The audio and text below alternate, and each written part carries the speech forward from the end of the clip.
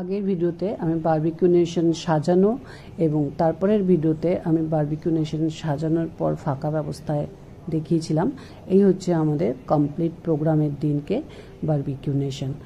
এই আমার বান্ধবী, ওর হাজব্যান্ড, মেয়ে, অপোজিটে আমার ছেলে আর আমার এক দাদার ছেলে।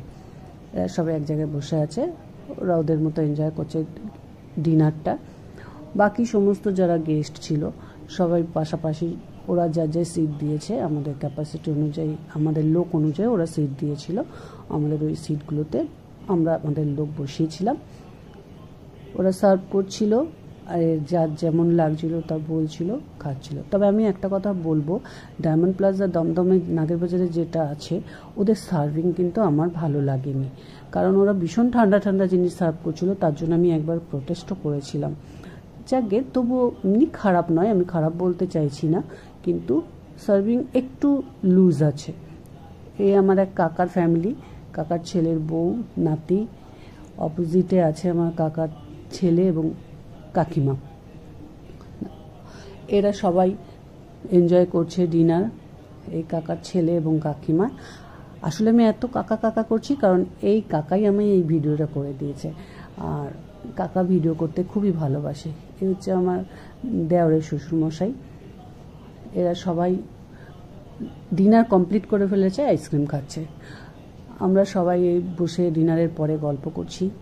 আস্তে আস্তে গল্প টল্প করে আমরা বাড়ির দিকে রওনা দেবো কিছুক্ষণ পর। এই আমার কাকা, যে কাকা আমার ভিডিওটা করে দিয়েছে, আমার হাজব্যান্ড, বান্ধবী আর আমি।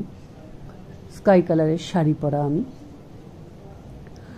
ও বলছে যে আমাদের ছবিটা তুলতে, কাকাকে বলছে আমি এক জায়গা করে দিলাম, আমাকে তুলতে হবে না, তুমি এদেরকে তোলো, লেডিস ফার্স্ট বলে আমাদেরকে। এই আমার শ্বশুরমশাই বিন্দাস, কখন যে ভালোবাসবে, কখন যে আমাদের উপরে রাগ হচ্ছে কোনো গ্যারান্টি নেই। কাকু কিছু একটা খাবার নিয়ে দেখানোর চেষ্টা করছে, মানে এটা পোজ আর কি, এটা একটা পোজ।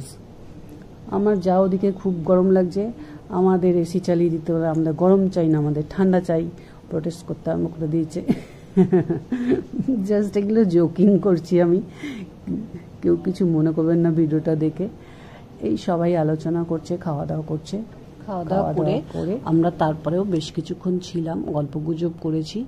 তারপরে আস্তে আস্তে ওরা 11:30টার পরে আমাদেরকে বললো নিচে চলে যেতে, আমরা বেরিয়ে যেতে আর কি, বারবিকিউ নেশন থেকে ওরা ক্লোজ করবে। তাই আমরা আস্তে আস্তে সবাই মিলে বেরিয়ে গেলাম।